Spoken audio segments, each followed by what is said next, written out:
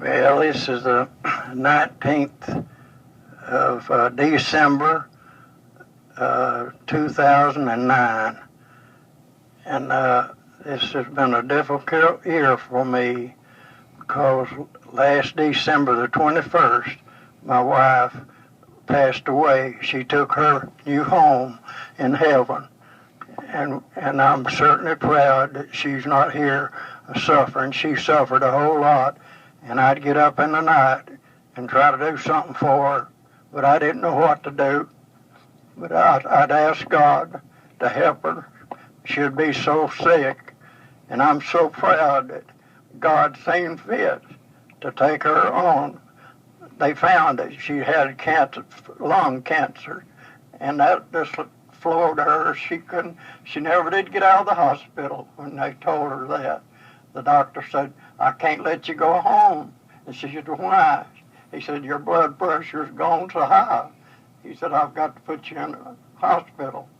And his nurse rolled her down to the emergency room in a wheelchair. And from that, she took all kinds of tests and wound up that one night, about 12 o'clock, her blood pressure was so high, and they was trying to give her a test. They wanted to get into a vein that was real deep, and the nurses was having a hard time getting blood out of that. And she said, "This is hurting so bad, let's just wait just a little bit." Said, "Let's just pray about this thing." And she prayed, and she said, "God," I'll never forget what she said. She said, "You never have let me down before, and I know you're not now." And that little old girl, there's two of them that's tried to get blood out of this vein, and they couldn't do it. And after she prayed, she said, "Okay, we'll try it again." And that little old nurse, she said, "I got it." And she smiled, and them good nurses were hugging her while she was praying. And there's no telling, she might have led them to the Lord. I don't know. We'll never know about that. I don't know what their names were. If I see them again, I wouldn't know them. But I thank them so much for what they done for her. And this is going to be hard for me to get through with. I knew it before I started, but I'm going to leave them a message that where she's gone, she was prepared. She's told me many a time, and I've heard her stand up in church and testify that she was ready to go. Her and her sister, Ruby, they went to a revival one time, and when they came home, they was under conviction, and their mother seen there's something wrong with them. And she said, "What's the matter with you girls?" And they said, "We want you to pray for us." And she said she prayed, and they were saved there at home. And she's told me many a time about that. And that just thrills my soul to know that she was prepared to meet her Maker. And she's testified to that many a time. And I've seen her shout the times when she'd get up in hearing the service was going on. And it was a blessing. And Michael, remember, when we went to a church, it was named Ketone Baptist Church. And it was a good church. We'd have a good pastor, and he'd get to preaching, and people get to shouting, and it makes us lost want to be saved. And they'd come and go to the altar and be saved. Both of our sons were saved in the altar there at Ketone Baptist Church, just out of Birmingham, just in the suburbs of Birmingham. And I'll never forget that. That was so sweet to me. I just made my family right there ready to meet God when He calls for us. And yesterday I had a birthday. I was 90 years old. And that was the 18th of December. I was born 18th of December in 1919. And that's been a long time. It don't seem like it's been long, but that's a long time to live. And I thank God He's been good to me. He's been good to my family. but they're all gone. There was 9 of us kids, and all of them, our parents and all of them's been gone now for a long, long time, and I'd love to see them. I get to want to see them so bad, and I'd love to see the Lord, and He's promised. He said, we're going to talk together face to face on these days. And I don't know, it might be soon, and it might be a long time from now. I don't know. But I know when it comes, I'll be ready. I want to be ready to meet Him when He calls me. I want to meet Him in peace. Lord, I want Him to hear Him to say, welcome home, son. And I know He wrote my name down in the book of life when I was about from 10, 11 to 12 years old. I don't remember exactly what age it was, but I know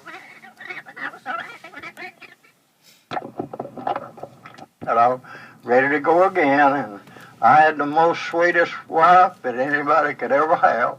She was so good to me. She always seen that I had something to eat. And she had never heard her grumble about fixing me something, because she was good to me. She loved me.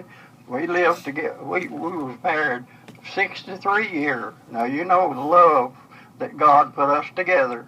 She waited on me while I went into service and come out. And she said she dated other boys, but she just didn't have the feeling toward them that she did me, and she waited for me. And I'm so proud of that. God put us together, and He knows what He was doing. And she's told me a lot of times, the boys she dated, they'd kid her about, you better learn how to milk a cow. And she said, I'm not going to milk no cow. I'm going to get my milk out from behind the screen door. And she beat that. The milkman, he'd come and even put it in the refrigerator for us. That's no kidding. We trusted the man, and if we wasn't at home, he'd carry the milk right on in the house and put it in the refrigerator for us before it wouldn't spoil. And he was good to us, and we trusted him.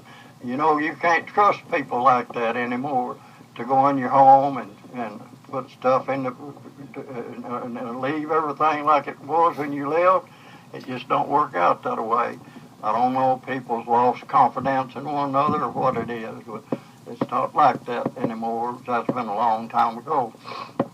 But I thank the Lord for the good life that we had together.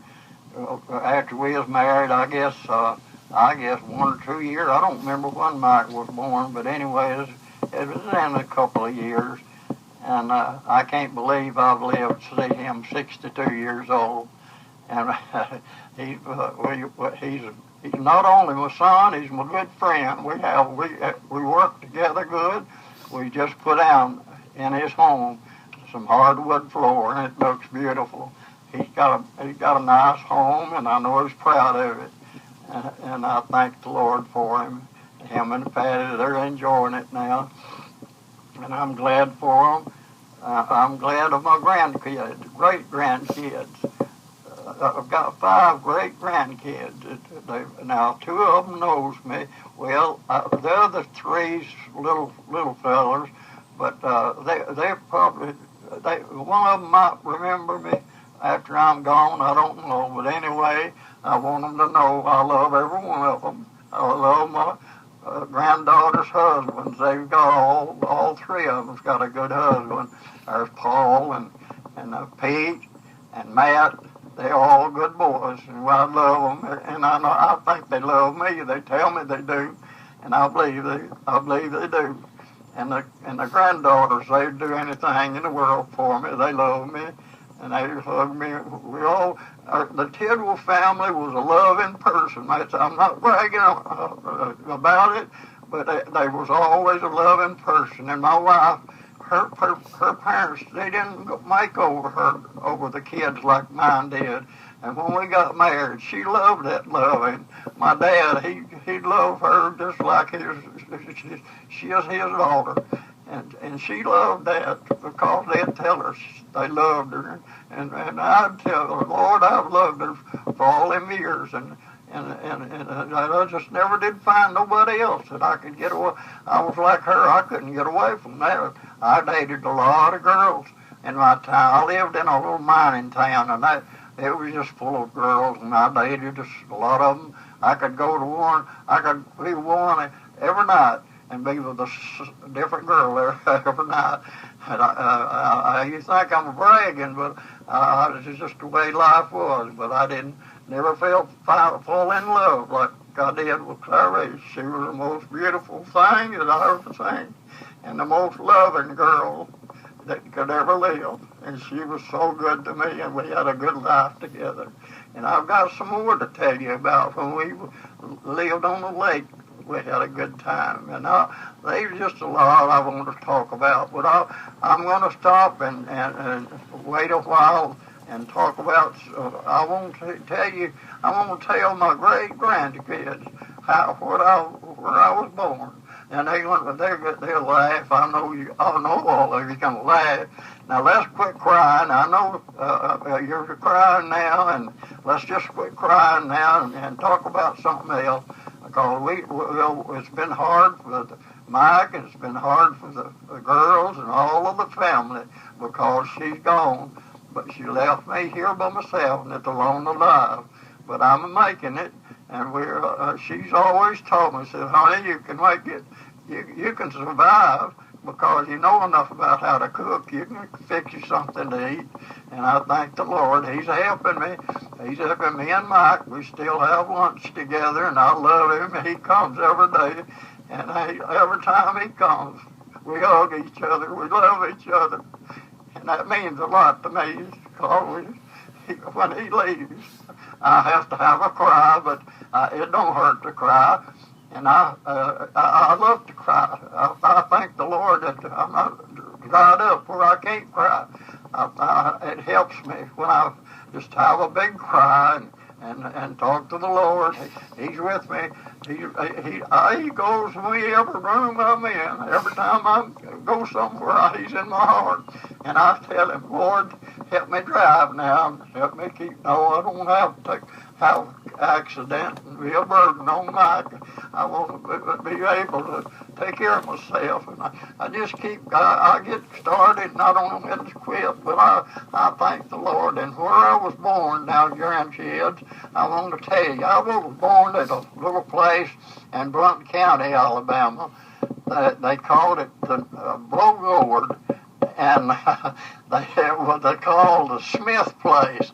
Now, they called places, and they didn't have numbers like they do now and everything on houses, but they called this the Smith place. That's where I was born. And in later years, we moved to a place.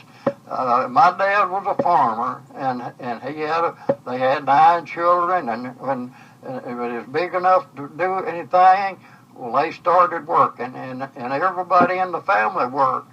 And it took that. Everybody had to work. Everybody had a job to do, and they done it, and they done it well. And I thank the Lord for my family. And they watched out for their children. They loved them, and they brought them up in church, and they was all saved. I had 2 brothers that was preachers, and they preached the gospel of Christ many years, and they was well known. They was known all over Blount County and Alabama.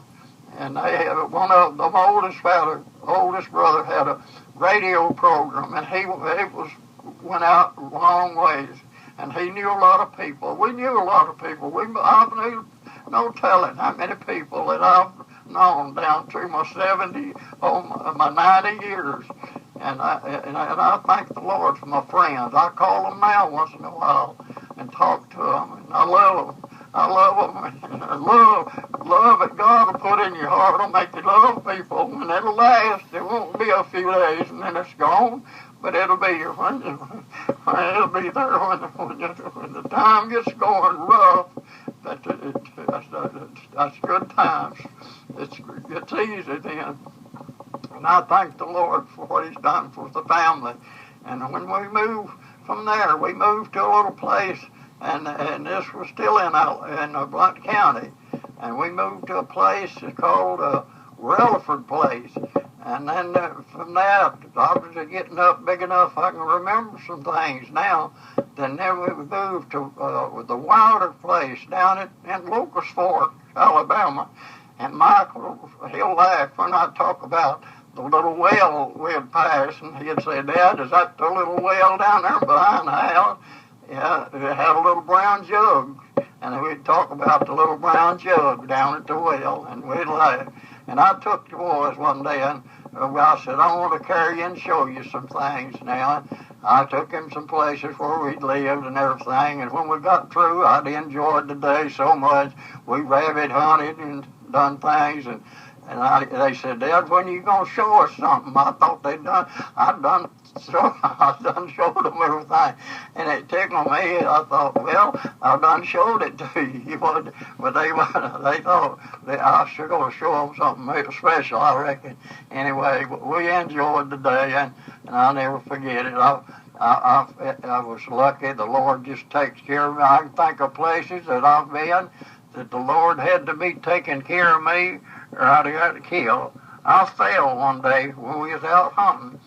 And I got tangled, my feet got tangled up in some honeysuckle vines. You might not, my grandkids wouldn't know what a honeysuckle vine was, but anyway, you get tangled up in that and you can't walk, and they throw you down.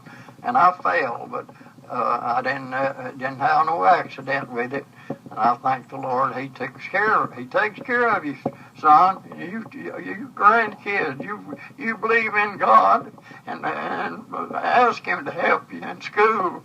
He'll help you with your schoolwork. Anything that you ask Him and believe in what He'll help you. He'll help you. And I thank Him for that. I don't know when I'll get through this, but I just talk when things comes on my mind, and I want you to know about it. And the Wilders, they was a good family. There was a lot of them. And one time I went up there, I was just a little boy, and I went up there and I found I believe it was 3 pennies laying on a stump out there in the yard, and I was out playing, and my mother, of course, they was talking to the Wilders, and when we got home, I got to rattling them pennies, and he said, "Where'd you get your money?" I said, "I found it." He said, "Where'd you find it?" I said, "Up by Miss Wilder's." And he took me by Diana. He carried me up to Miss Wilder and told her, he said, "He's found some money, and it's not his. He wants to give it back to you." And it really did. It embarrassed me, and I didn't know what to do. But anyway, it was help to me. I didn't pick up nothing that didn't belong to me no more. That taught me a lesson. He taught me a lesson. Don't take nothing that don't belong to you. It won't work. God will catch up with you. I'll tell you, you just can't do God anyway. Get by with it. He'll punish you. You talk about whipping, he'll whip you. And you know what he's whipping you for. I've got a lot of whippings, and I know what it is. I hate to get a whipping from the Lord. He means it. And when He gets through, He'll straighten you up. I thank Him for that. Lord, I'm going to stop now. I'm getting tired, but I won't stop and let you rest a little bit.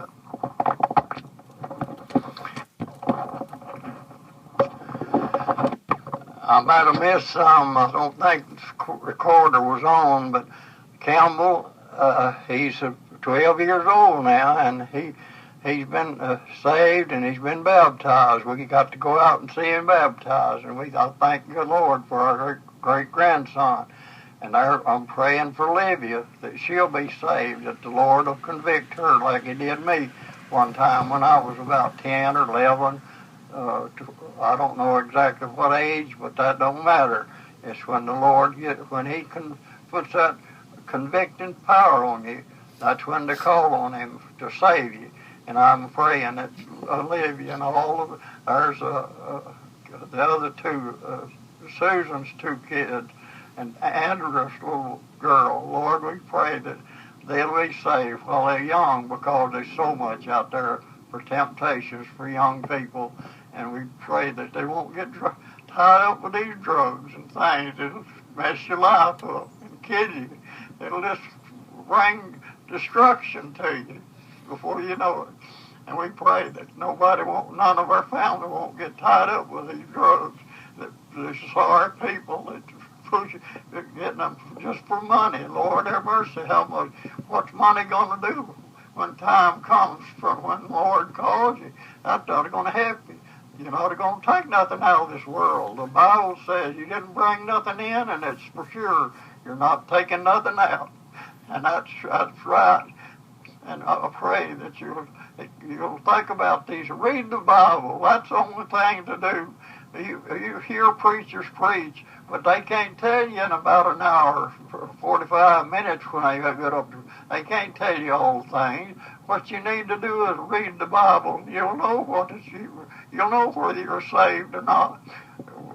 Read it for yourself, and then you won't have to ask nobody. When the preacher's preaching, he'll remind you. He'll bring up, when he's preaching, things will come to your mind. Yeah, I know that. I've read that. But if you hadn't read it, you are not going to know whether he's telling the truth or not. But the thing about it, what you need to do is read it for yourself and study it. And I know all the kids, they're getting a good education in this day and time. And when I was a young child, I didn't get a good education like the children do now. But I've just had the experience. All my life is what I know has been experienced through things that I've done. And it's not like reading a book and going to college and things like that. I know Mike's a lot smarter than I am. He's been to college and he's studied, he's read, he knows things that I don't. And I thank you for him, Lord. He's been a blessing to me. And I believe he'd do anything for me now. I still think of him as my little boy. Just like I guess all you parents think of your children.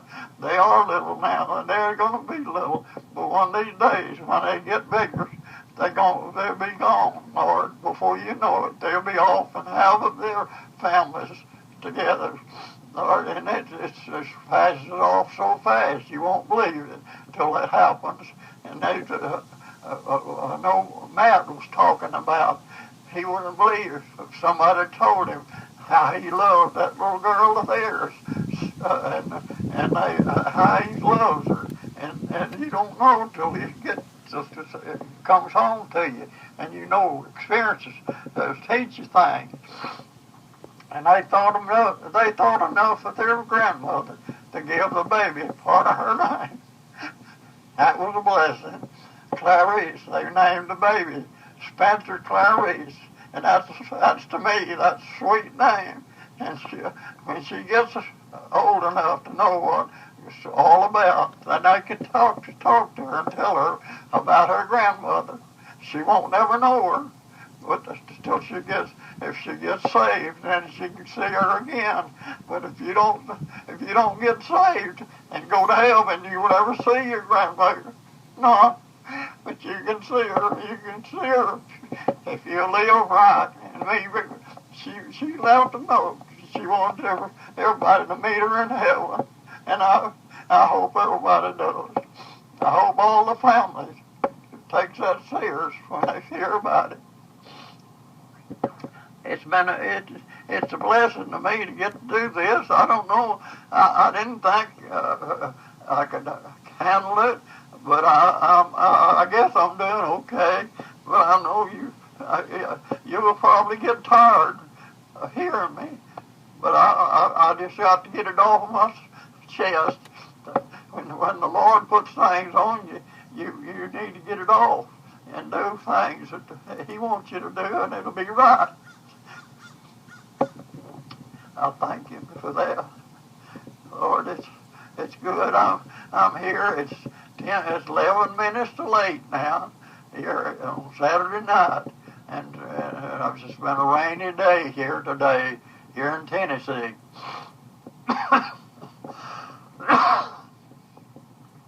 But we've made it so far through the day, We've been here by ourselves. It's been lonesome. But there'll be a lot of days like that if the Lord don't call us home soon.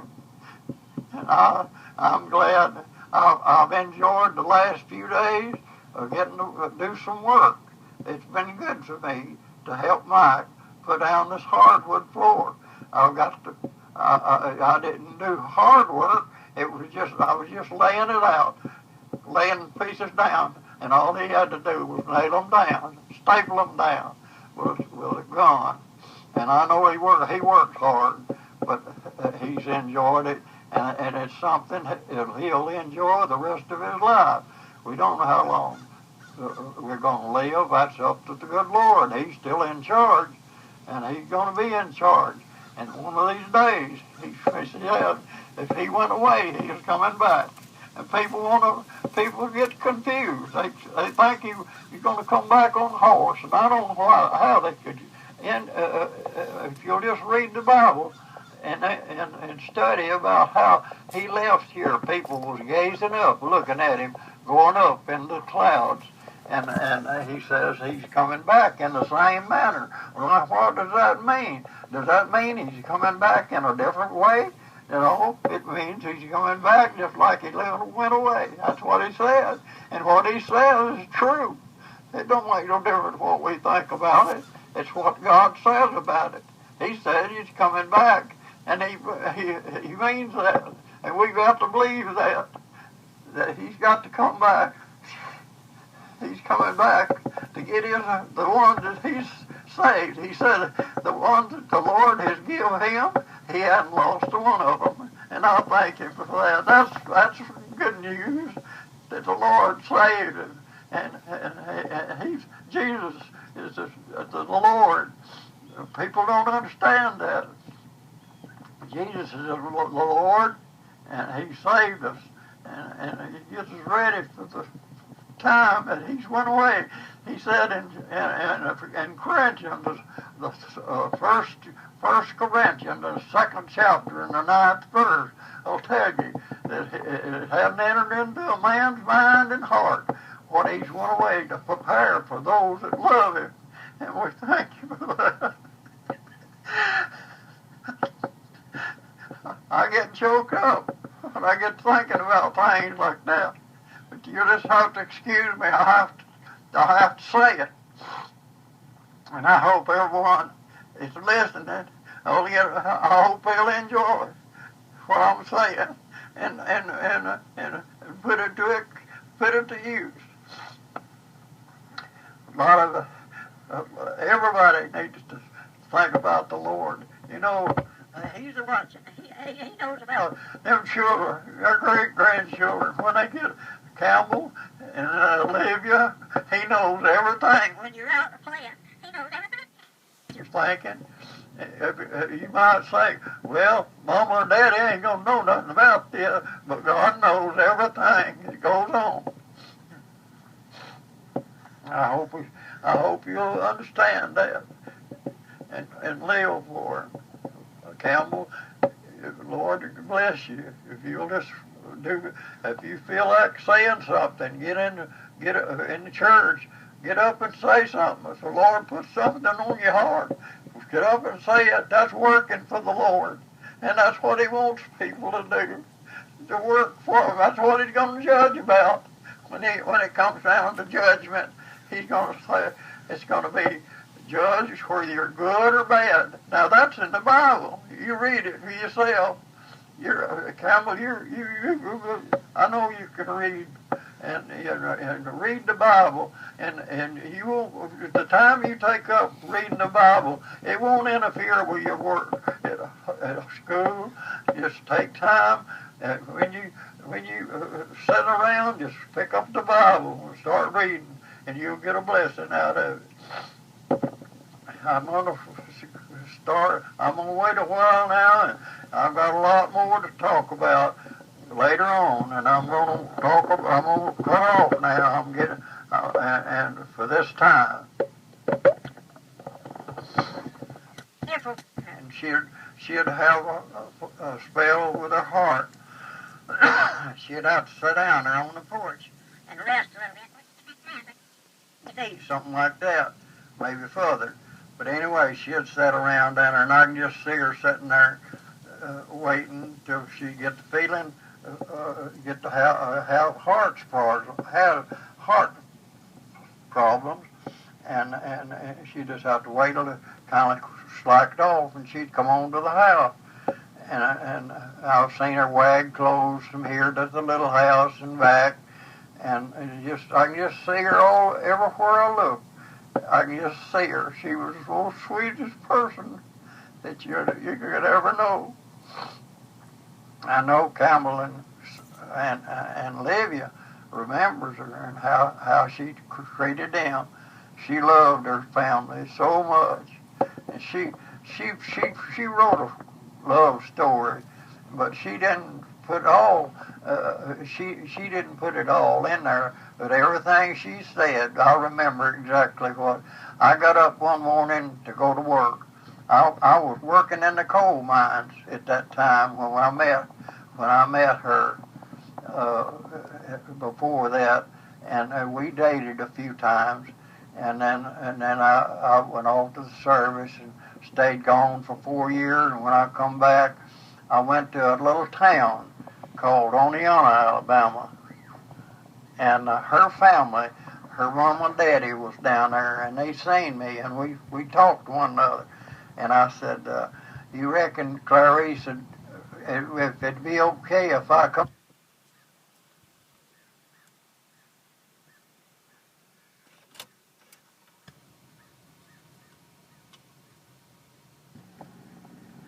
I'm gonna go again record. I was telling you about I was in a little town called Oneonta, and I went on up that evening and got to see her. And of course, when I got there, the whole family just come out on the porch, and we didn't get to love on each other like we wanted to. I'd like to give her a big kiss if they hadn't been all out on the porch, but it worked out anyway. So I'm gonna go ahead and skip now for a while. The next time I seen her, I went up to see her, and she wasn't at home. And I asked where she was at, and they told me she was with her aunt that had a new baby, and she was helping her with that. And I knew where they lived, and I went and seen her, and I said, let's go for a ride. So we got in the car and started riding around, and we loved on each other, and we were so proud to see one another. And we were going along, and I said, honey, I've come to ask you if you would marry me. And she said, yeah, but I kidded her a lot of times. I'd say, she looked out the window and looked back. She had to study about it. And she looked out the window and turned around and said, yeah, I will. And we just had fun about that. But anyway, things worked out. In 2 weeks, we got married. And I mean, we was happy. The 2 kids, we was happy. We wasn't just kids. She was about 20 years old, and I was 26. So we knew what we was doing, and the Lord did too. He put us together, and He knew exactly how long we'd be together. 63 years before death separated us. And we had a good time during that time. And we lived in, I lived in a little town, mining town at that time. And about after Mike was born, we still lived with my mother and dad. And then we moved to town. Well, I got me a job down in Birmingham, and we moved out, and got a demo place down in a low rent section, and the other kids, they have to pay for the rent. So me and her had a place of our own, and where we could just have a good marriage life together. And we really enjoyed that. I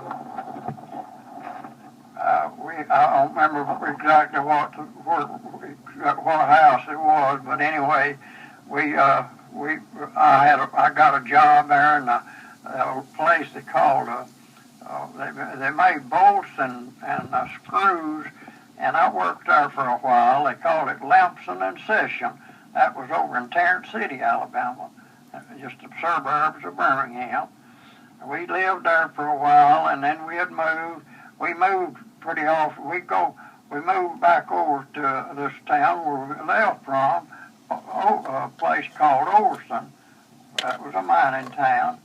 And we rented a house there, low rent, because I didn't make much money. And then later on, I got a job at a steel plant, and I worked there for a little over 33 years. And then I retired. And before I retired, we bought a house on Lake Martin down close to Auburn, Alabama. And then when I retired, we'd go every time we get a chance. We'd go down to the lake and go fishing, and we both loved to fish. And we'd go down, and before we'd hardly get in the house, we'd run, get in the boat, and go fishing. And one of our neighbors down there, he'd say, "Well, you people don't even get nothing out of the car. You go fishing before you unload the car." I said, "That's what we come down for, enjoy fishing." And we had a good time like that. You know, when we'd go in for fishing, we'd get things out of the car, the stuff we'd brought for the weekend, and then I'd have to go back to work on Monday, and we'd stay as long as we could to the lake, and then we'd go home, and I'd look forward to going back to work on the next Monday morning. And a lot of that time I was working 3 different shifts, 7 to 3, 3 to 11, 11 to 7. That's a killer shift, they call it. And, but I enjoyed my job, and I enjoyed working for the people. It was a long story of how I got the job, but I won't go into that. But I worked there for a little over, as I said, over 33 years, and then retired. And then when we retired, we moved to the lake and enjoyed it. And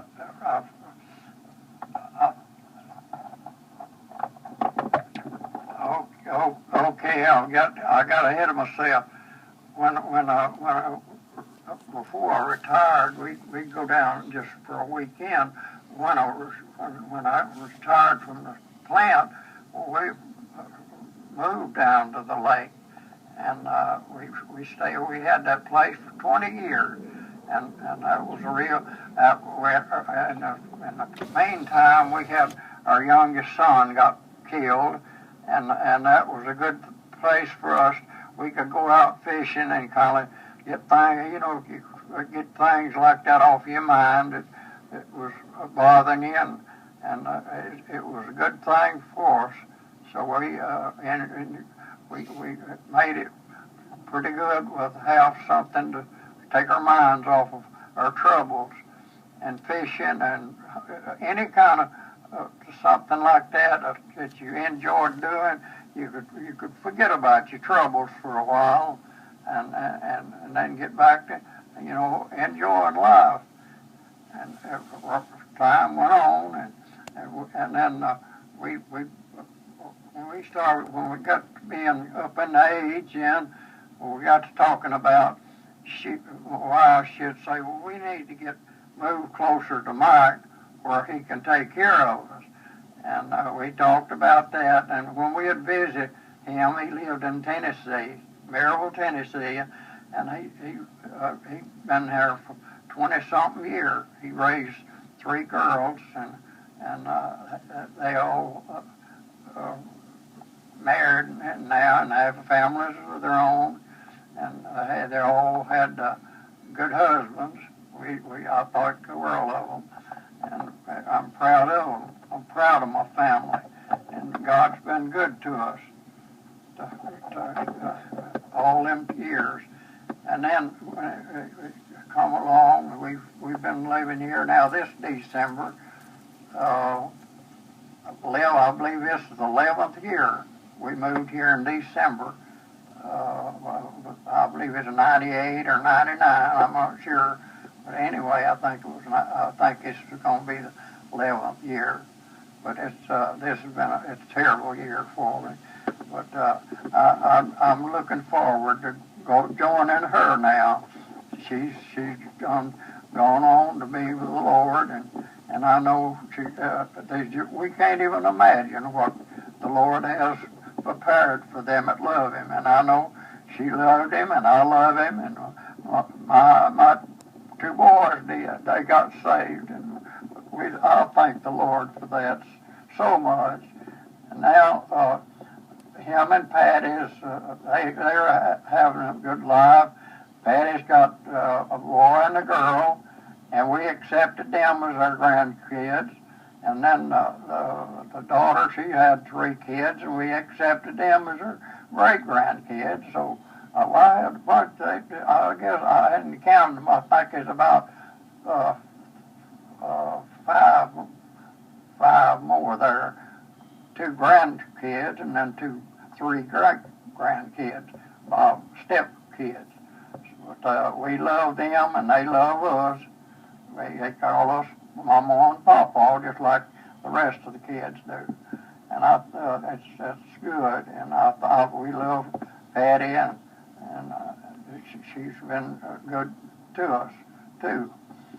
So I just about told you of our lifetime, and I lived to be 90 years old, and it don't seem like a long time, but it has been a long time. And I told them at church today that I was going to tell them how old I was and by how many days it was, and it was 32,852 days today.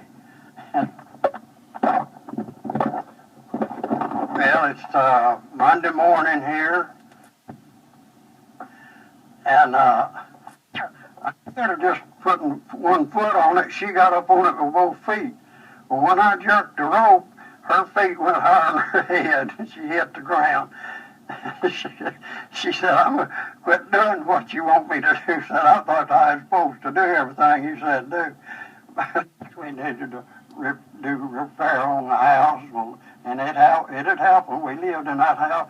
In fact, we was the only ones that ever. I just have got my mail. I got a good neighbor. He brings my mail right to the door. Steve Millsap. He's the best neighbor you could ever have. Love all of them. We got yours. And I want to tell you some things now. Fishing. We fish, and she come out of the house. I was already in the boat. And when she come down to get in the boat, she put one edge of it on, and before she could get the other end, the boat slid out from under and she fell in the lake. And I mean, she had to get back in the house and change clothes in a hurry. It was cold. But we had coveralls that was insulated, and we could fish and just really enjoy fishing in the wintertime. And that was just our life. We had some good times together, and I've got some tapes where it shows her fishing and things like that, and we after that, and when it fell off my hook, and I just reached out there, after you put it back in the water and put it in the live well. He said, "People ain't gonna believe that." He was a funny feller. He was one of the neighbors there, and we had some good neighbors on the lake. We had some good times. I called a couple of them just the other day. Wished them a Merry Christmas to see how they were doing, and they were getting up in age, and they were just able to take care of one another, and that's good. And I told her, I said, "Well, we've had some good times together while we was living on the lake, and neighbors, and of course they agreed with that. But he's like me. He's losing his hearing real bad. He's been trying to get him a hearing aid, but I've tried them, and they don't do me no good. I just go on and I don't hear what they say.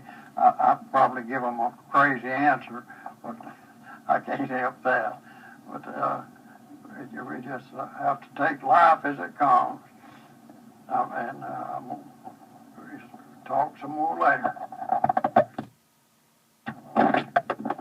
Casey come this morning and stayed about an hour with me. She had to go back to work at 12. She works for a woman doctor, and she was telling me about some things that happened to her, and she just closed her office for a few days. She didn't know whether it was Christmas or New Year's, but anyway, at this time of year, when you've got death in the family, it makes it sad, and you just have to do the best you can. But anyway, Mike come now just a few minutes ago, and it was he got here a little bit after 4 o'clock for lunch. So we settled today for a TV dinner. So now I'm hoping I'll have something better than that tomorrow. Them TV dinners is pretty good. We're surviving. We'll say that. And he says we're doing okay. And as long as I'm pleasing him, that's all right. I can handle it myself. And Matt Miller, my son and my daughter-in-law, my granddaughter's husband, they're coming in the morning on the way to see his grandmother on his mother's side up in North Carolina somewhere. But I'm hoping they'll have a good trip there. He seems to think a whole lot of his grandmother, and I know he'll be glad to see her, and she'll be glad to see him. And I hope them all a good Christmas and all of that. And it's getting kind of late in the evening now. It's 5 o'clock, and when it gets, I looked at the temperature a while ago, and the temperature dropped a couple of degrees. It got up to 50. Now it's back down to 56. So it's going to get probably pretty cold tonight. But anyway, we can handle this cold weather. I got the house good and warm. I keep it good and warm. I don't fool with a thermostat. You just leave it alone, and you get a better bill from the power company, not raising it up and down, because you let your house get cold, and then you got to warm it back up, and that takes a while. That thing doesn't run until it gets back up to a certain temperature, so you let it down and you make your house get cold. About 75.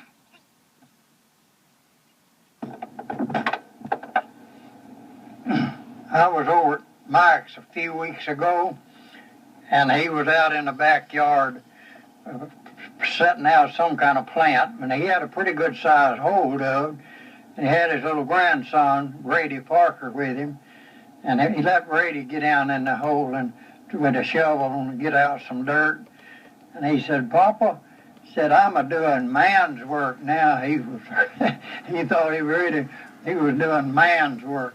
He loves Papa. Papa lets him do just about what he wants to do, and getting dirt out. And he has fun with him. He loves them kids. He's got a little brother named Andrew, and Mike says Brady's good when he's by himself, but when him and Andrew's together, they're real boys. They got a little sister that's older than them. Her name's Cora, and she's a sweet little girl, and she's in school. And I think Andrew may be in school. They're just young. They're just young kids, but I hope they grow up and